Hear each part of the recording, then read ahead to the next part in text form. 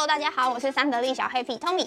那相信一定很多人都有打呼过，或是听过人家打呼的经验吧？那今天私聊健康就是要来探讨打呼这件事情，到底什么是打呼，为什么会打呼？那就来欢迎我们今天的耳鼻喉科医生沈医生。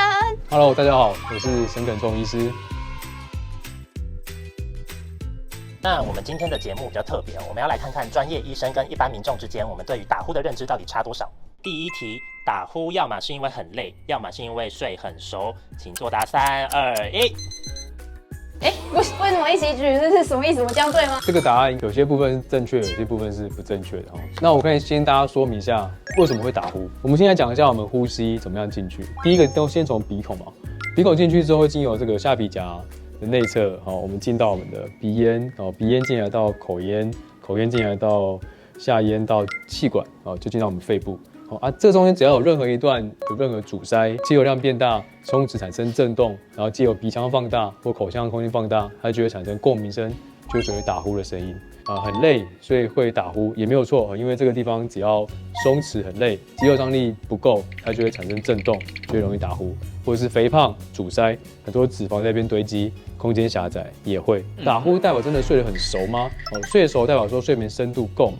但是其实打呼的病人有时候会合并睡眠呼吸中止症，他从一直在缺氧的状况下度过一整个晚上，没有办法好好的睡眠，所以他其实有时候打呼的病人不见得睡得很熟。我们接下来第二题呢，就是要来问，一直打呼就代表是睡眠呼吸中止症，是还是不是？3、2、1，请举牌。什么是睡眠呼吸中止症？很多病人通常都是有种不舒服吗？他说我没有，不舒服的是我老婆。对，因为打呼是个噪音问题，但中止是个健康问题。会影响到我们的健康。睡眠呼吸中止症呢，它有个明确的定义，必须要去医院检查，或者把机器接回家居家测试。它就真的要去测量睡眠这个期间当中，每小时平均有没有呼吸中止或呼吸减少的情况。但是做检测前，我们可以先上网，我们有个问卷叫做 STAR-Band， 那个可以先做简单的测试。它可以分成风险程度，分成低、中、高3个风险。一般中度或高度以上，我们就希望病人可以去做睡眠检测。第3题，接下来呢，我会播2段打呼声，那要请你们帮我们判断哪一个打呼声比较严重。第一个打呼声比较严重的话呢，就举圈；第二个打呼声比较严重就举叉。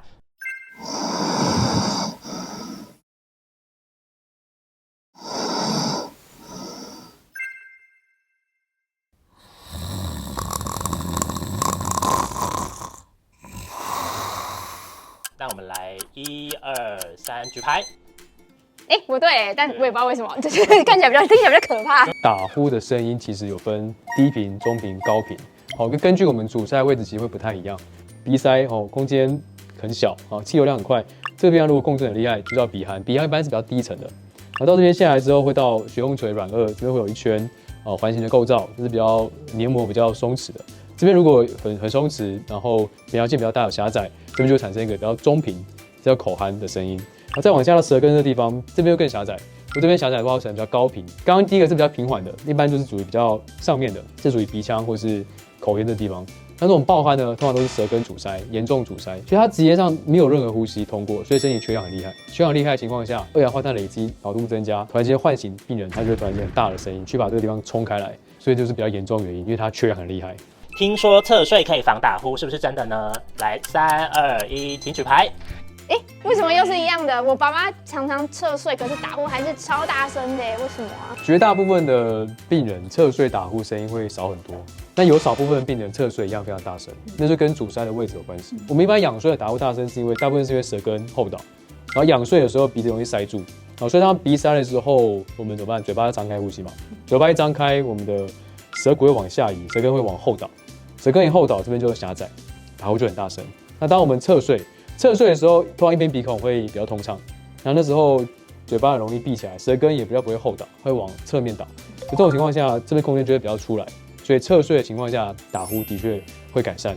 但有一种情况是侧睡一样会打呼，是为什么？就是因为它的扁桃腺很大。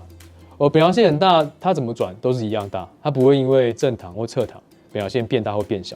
天啊，没想到打呼的学问有这么多那我其实有个最想问的问题，就是打呼的人，你觉得到底需不需要去治疗他？打呼这个病人他有没有睡眠呼吸中止症？如果说他今天单纯打呼没有中止症，那有困扰的是另外一半，那就是另外一半需要治疗，没有啦，就是他如果为了爱可以去治疗，但为了健康不一定要治疗。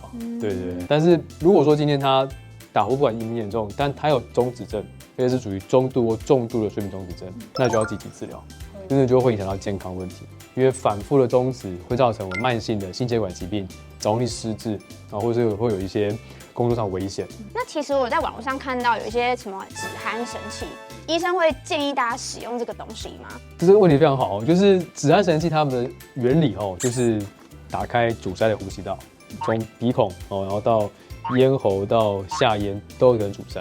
那常见的止鼾神器从最前面开始讲，大部分是鼻子，有些是贴那种扩鼻器，从里面撑到外面，或从外面有磁铁吸把它撑开来，这种都是把内鼻阀打开。内鼻阀就是鼻子这个塌陷的地方打开，然后我们鼻子呼吸可以顺畅，就让鼻子可以呼吸。而另外一个是贴嘴巴的，那也是一样，就是希望嘴巴可以闭起来，嘴巴闭起来鼾声会小很多，因为从鼻子呼吸，这会有个连续的气柱会去把这个地方撑开来，让我们打呼的声音会小很多，因为这个地方就不会震动，因为有空气可以撑开来。第三个是牙套。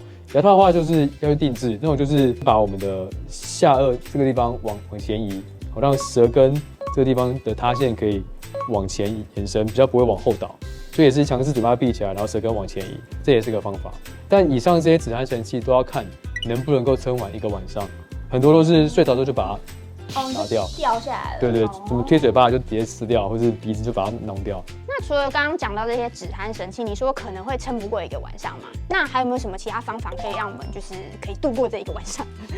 有一种方式叫做口咽的复健练习因为我们会舌根后倒或肌肉松弛，就是这个地方肌肉没有在训练所以我们如果有打呼的朋友，其实可以在平常没事开车的时候，就可以训练我们舌头，有些舌头可以顶住我们的口轮匝肌，然后这样子，去做运动，对，或是顺时钟可能30下，逆时钟30下，或舌头往上顶，然后或吐出来，这样左右转一下，然后让我们那个舌根部的肌肉可以训练。对，因为那个地方的肌肉需要每天重训。对。肌肉的重训这就很好理解。那另外一个就是不要喝酒了。对，喝酒基本上不止睡眠周期没办法进到深层，然后会让我们肌肉过度放松，会加重阻塞，然后会打呼声更大声。然后另外一个重点是要减重。积极减重。当我们减重的时候，我们脖围会变小，里面的脂肪也会变少。这边空间只要少1公分，就增加非常多的空间，所以打呼声音就会少非常多。很多都是中年肥胖之后打呼变大声，年纪又变大，又要应酬喝酒，所以3个加在一起就变轰天巨响。今天非常感谢沈医师来帮我们介绍打呼这件事情，不管是会打呼的朋友，还是你身旁会打呼的朋友，一定都是受益良多的。那喜欢我们的影片就请帮我们按赞、订阅、开启小铃铛。没错，那只要花1分钟填写问卷就可以获得我们三得利的人气商品哦。那今天的时代有健康就到这边啦，下一集也是由沈医师来帮我们介绍耳朵相关的影片，那就请大家多指教，耶！